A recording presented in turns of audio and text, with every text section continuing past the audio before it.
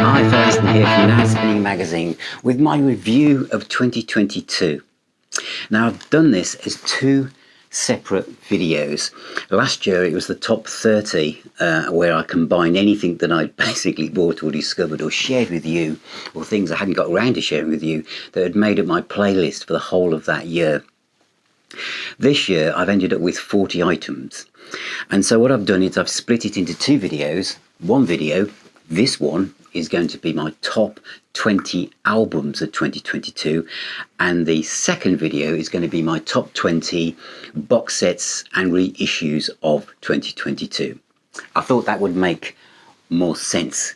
Okay, and just for those of you who want to know that as I share things from behind the scenes here, I did record this video earlier and then did the box set one straight afterwards, and I'm still happy with what I put down for my box set review of 2022. But when I watch back my my top albums, I changed my mind.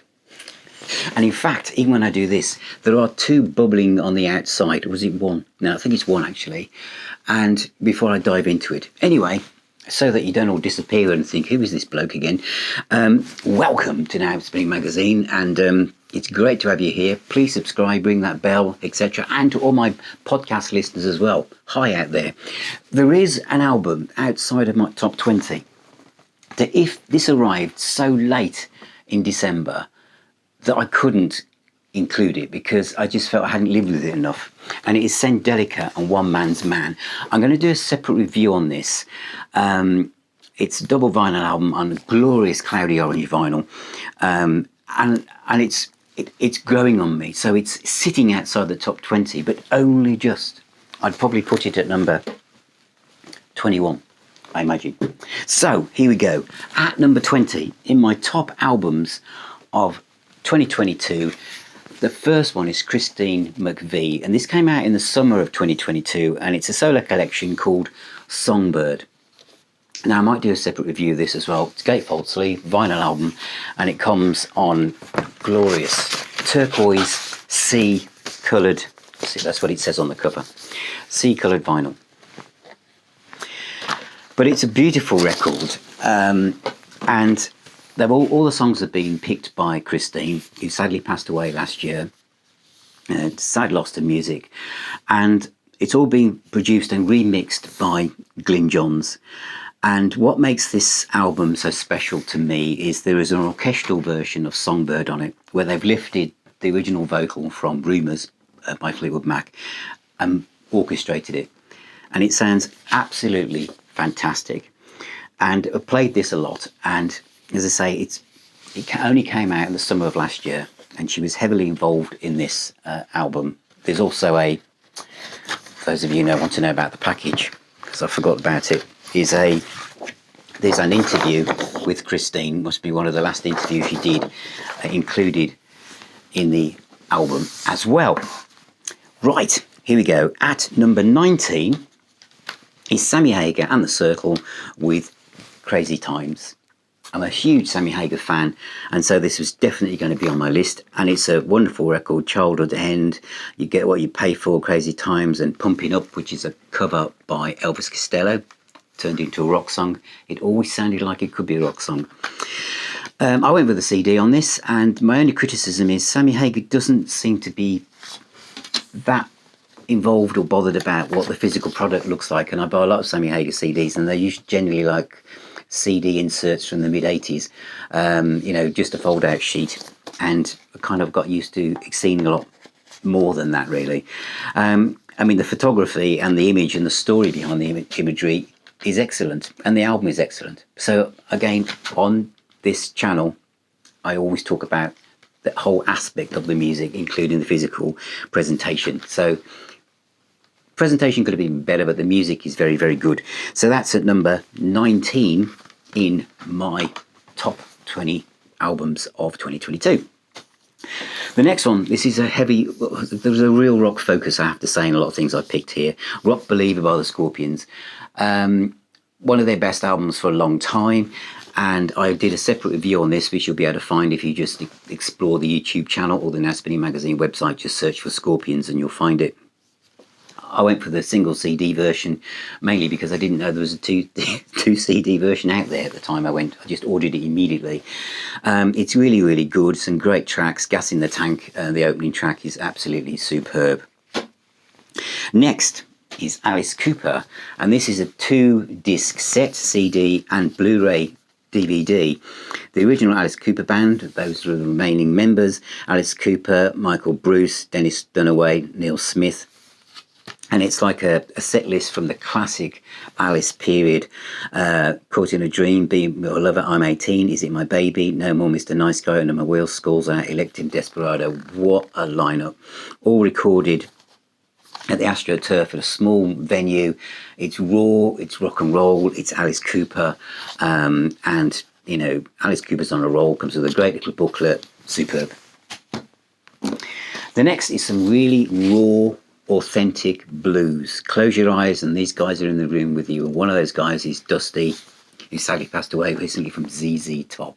And it's called Raw, and it is. Little Old Man from Texas, the original soundtrack that some of you might have seen the documentary.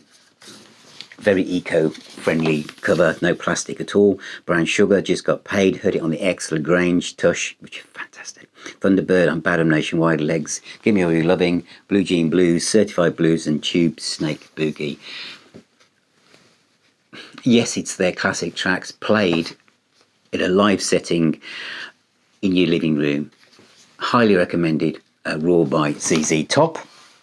At number 15, a real return to film with Diamond Star Halos is Def Leppard, which you can buy an absolute bargain at the moment in the UK, and it's really, really good.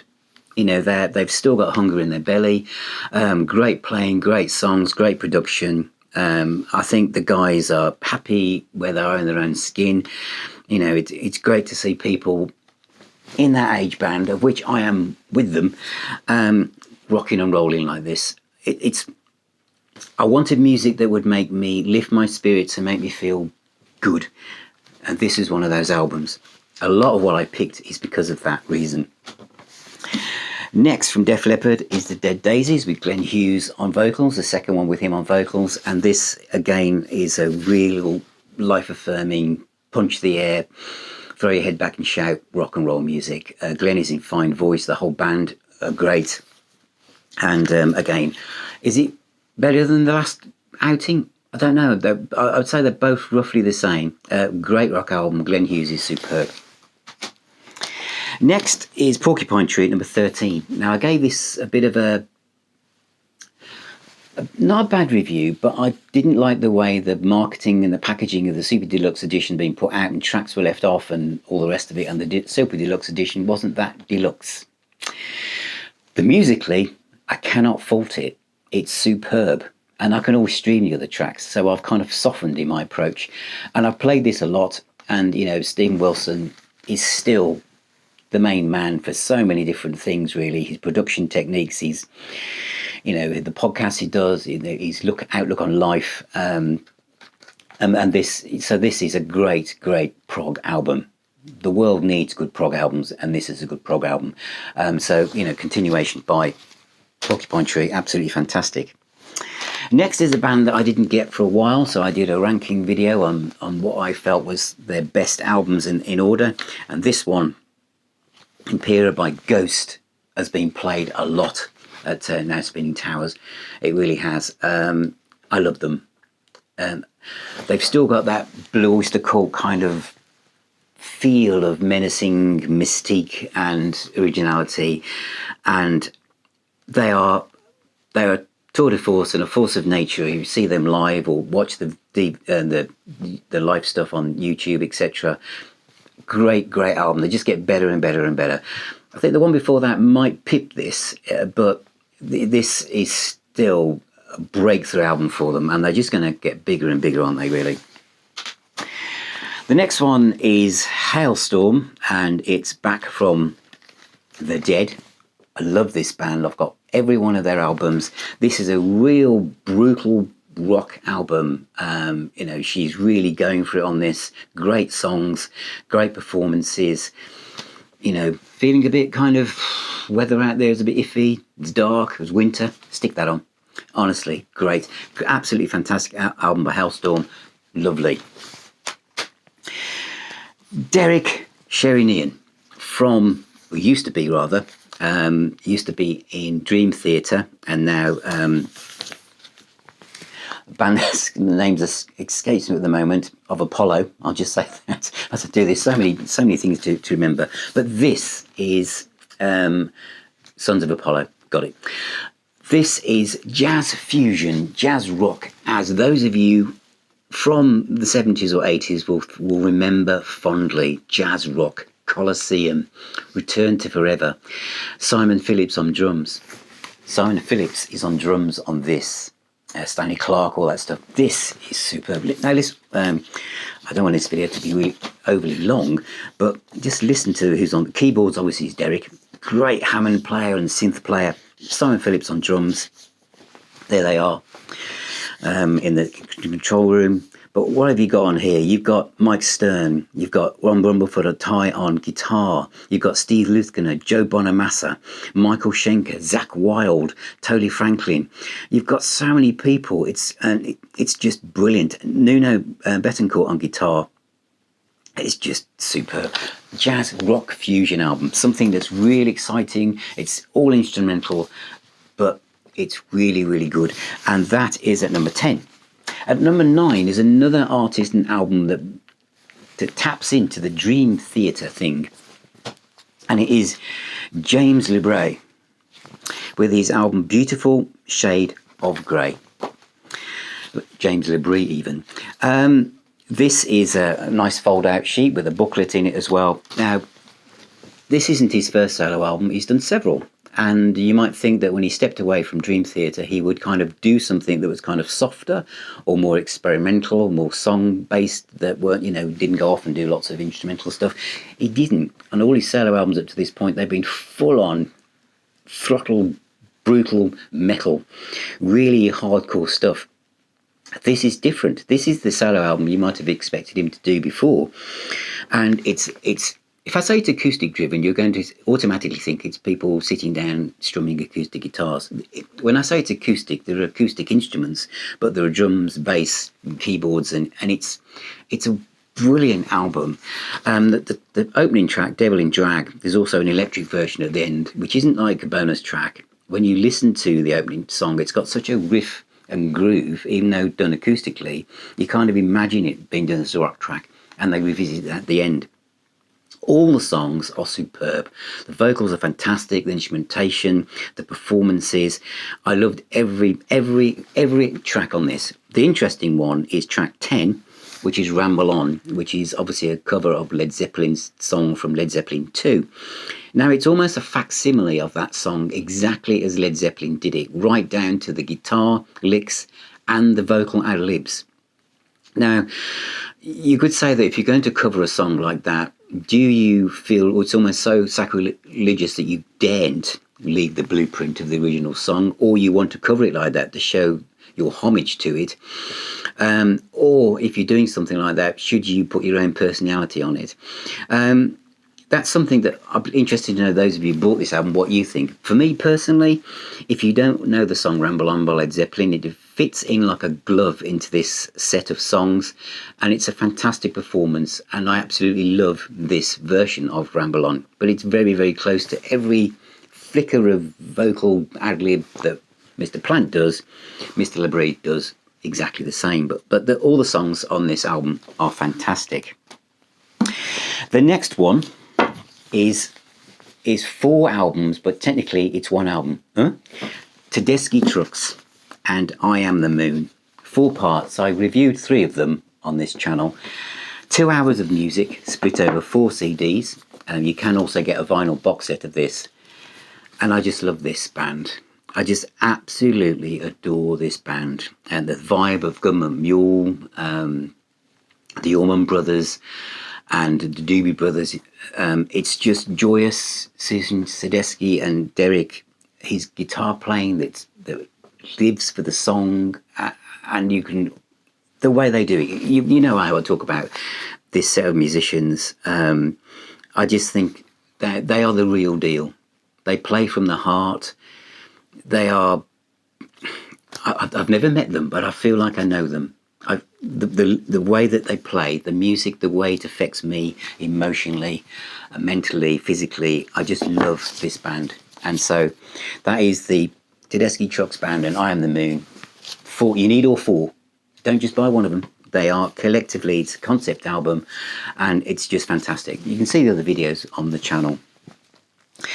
Next is a new discovery for me, although I don't think she's a new artist. So those of you who watch this thinking, oh, I know her, but I didn't. And it's Mary Fahl, and the album is I Can't Get It Out of My Head. It's a covers album, and normally I don't go near something like that. But this is beautiful, and I've probably played this as much as any other album that's in my list this last year, and I'm still playing it now. In fact, I played it yesterday. The interpretations of song by Mary and her cohort on guitar and piano is absolutely beautiful. Can't Get It Out of My Head is by the ELO, my favourite ELO song probably. Ruby Tuesday by the Stones, Tuesday Afternoon by the Moody Blues, Riverman by Nick Drake. Oh, it's fantastic. Got a Feeling, Mamas and the Poppers, Don't Let It Bring You Down by Neil Young, Comfortably Numb by Pink Floyd. Yes, Comfortably Numb covered. Here, her voice, the arrangement, it's just absolutely beautiful. Since You Asked, Judy Collins, Beware of Darkness, George Harrison, and The Great Valero by Richard and Linda Thompson. Absolutely superb album by Mary Fahl called Can't Get Out of My Head. Highly recommended. And now we turn the dials up to 11, because this is heavy metal, and it is Saxon and Carpe Diem. I reviewed this on the channel earlier, and the track, The Age of Steam, still, all these months later, just puts a smile across my face. It is, and Biff's voice, man, oh, his voice is just incredible. This makes you feel good, because this is like those of you, who were Saxon fans back in the early 80s, Wheels of Steel, that's still doing it.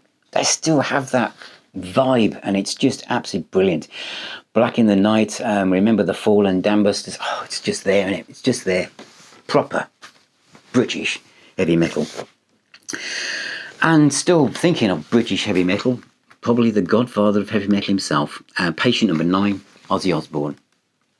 I've done a separate review on this album, so I'm not going to go into too much detail here, but it's Ozzy's best album for years. For absolute years. Some people knocked this when it first came out, but I think the more people have lived with it, the more people realise just how special this is. And it's, Ordinary Man was great, but this is another level. This to me is like as good as No More Tears or even Diary of a Madman. It's up there, and it's sold by the boatload. Well done, Ozzy, and it's absolutely stunning. That's number 5. Number 4, I'm deviating and going more into blues rock. Kind of Free, Bad Company, Humble Pie, soulful singers Maggie Bell, and it is Deborah Bonham and Peter Bullick with their self-titled album. I've reviewed this at the time, and I've also interviewed both Peter and Deborah for the Now Spinning Magazine podcast. Wonderful people. Deborah Bonham, for those of you thinking, I know that name. Yes, you do. Obviously, her brother was John Bonham from Led Zeppelin, in case you didn't know. And Jason, obviously, is also part of that clan. And this is a wonderful album. And in a way, I don't need to name check any of those people, because it stands on its own. And in my original review on this channel, I said it was like sitting out on the porch. We don't really have porches in the UK, but I'm going to pretend we have. On the patio then, in the summer with a few crickets in the background, and you pour yourself that wonderful glass of wine, and you've got this kind of blues music just drifting over the fields. This is that album. They're all hand-picked covers by both Deborah and Peter, but what songs they are. The sequencing of this album, which I said at the time, is this brilliant. And there's a song on here that has become my favourite, Bleeding Muddy Water. Oh, it's just brilliant. Her voice, Deborah's voice, is so soulful, and the instrumentation and the guitar playing Peter Bullick was played with Paul Rodgers and the free tour, and his connection, he channels Roy Gallagher and Mick Ronson and Paul Kossoff, but they're all really channeling to create Peter Bullick, really, because he's a wonderful guitar player. And the way that he and Deborah work together, they've been married for decades, they kind of telepathically just know what each other is going to do without probably even looking at each other. And this is just a wonderful album. I just hope they're going to do a live one. It's got to be the next logical step, I hope. So that is number 4. Number 3 is a more of a full-on rock album, but again a female vocalist, and this is Dorothy. And I don't know how many albums Dorothy have done, but I bought this one after hearing the song Rest in Peace on YouTube and streaming it, and this is Gifts from the Holy Ghost, and it's an absolutely fantastic album, a really life-affirming, really uplifting production, and her voice and the choruses and the pre-choruses and the middle eights, it's vocally driven, but I'll be coming on to another album in a minute that's vocally driven, but this is amazing, absolutely amazing. It's Dorothy, the Gifts of the Holy Ghost. It's highly recommended, and I play this a lot. Number 2 I bought on CD, DVD and vinyl, and also another podcast guest. It is SOEN and Atlantis. This is amazing album. Here's the vinyl one. Record, and that gives the impression, I've done a separate review on this, so I'm not going to go on about it for too long. The image on the front gives the impression it's recorded live in front of a huge audience. It's not. It's recorded in the recording studio with a string quartet and some backing vocalists. It's a collection of their songs that have been adapted and rearranged for strings. They still rock. Great guitar playing from Cody, who I interviewed. You've also got some other tracks on here. Snuff, which was done by Slipknot, is on here as well. It's a great version. It almost sounds like one of their own. Absolutely fantastic album. And again, I've played this a lot, and it's melancholy, but not in a kind of downward spiral of melancholy. It's a very, very great rock album. Lots of emotional playing and vocals, etc. Wonderful.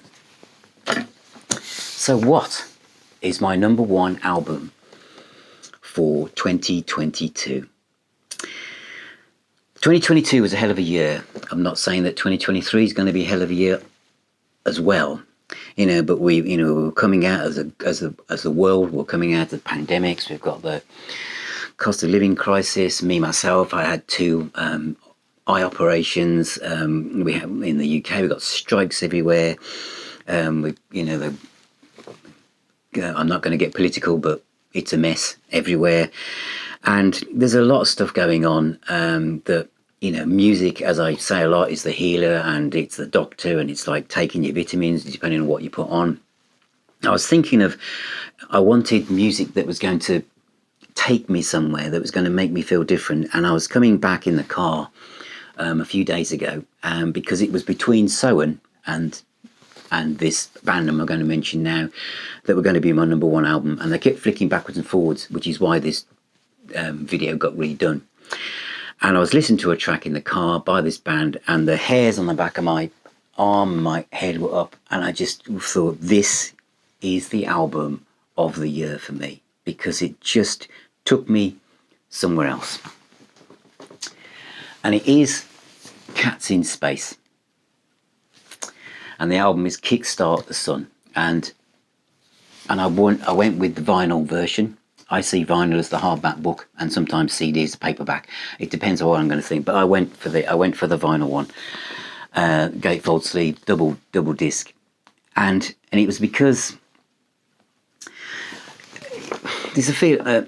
Sometimes you can have a couple of beers and you get that kind of fuzzy feeling where you've not been whatever kind of mood you start to feel different. Sometimes it could be a block of chocolate could do that to you, or a nice tea, or just going for a walk in nature, or looking out over the ocean, or being with family. Something that just does something.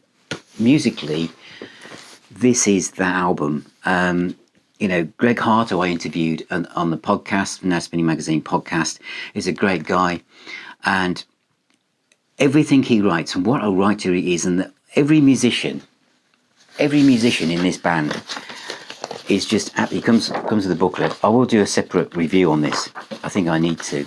But every musician on this is just fantastic. Damien Edwards must be one of the best vocalists in the UK at the moment. Greg Hart, guitars, vocals, Dean Howard, guitars, Andy Stewart, Jeff Brown and Stevie Bacon.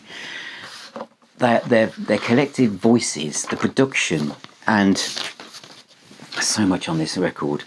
But the track, Kickstart the Sun, and the way that builds to this crescendo and almost orchestral sound of vocalists, is just fantastic. Yeah, there are bits of Queen, there are bits of City Boy, there are bits of Boston, there are bits of loads of bands, but it's Cats in Space. And they are a fun band. And I can't think of any other band at the moment that are touring, and they're on tour this year, doing a theatre tour in the UK, that just channel that kind of vibe that will just make you smile. And listen to them. I know that some people, depending on where you are in your mind, what's going on in your life, what else you've been listening to, you might feel yourself bounce off the Cats in Space at first. But once you get in them, 1 Million Miles, is it, and Goodbye to American Dream, and the previous album, Atlantis, I don't know where to stop. Don't know where to stop on them. But this is my album of the last year. And it's, as I said, it just makes me feel fantastic. It really does. It just lifts, as I'm recording this, it's dark outside and it's the middle of the afternoon and it's raining and it's cold. But this album is a perfect antidote to that. And lyrically, it's fun. They're observational lyrics that you'll recognise yourself in them. They know who their audience is and they know how to tap into that audience's connections on an emotive level. They're a very emotive band and they're the real deal. They're authentic, they're real, and it's rock and roll is alive and well with the Cats in Space. So thank you for watching, and remember the next video is going to be my top 20 box sets and reissues of 2022, so don't miss that. And remember, as I've said, music is the healer, it is the doctor. Keep spinning those discs, subscribe, share, like, comment, and I shall see you very, very soon.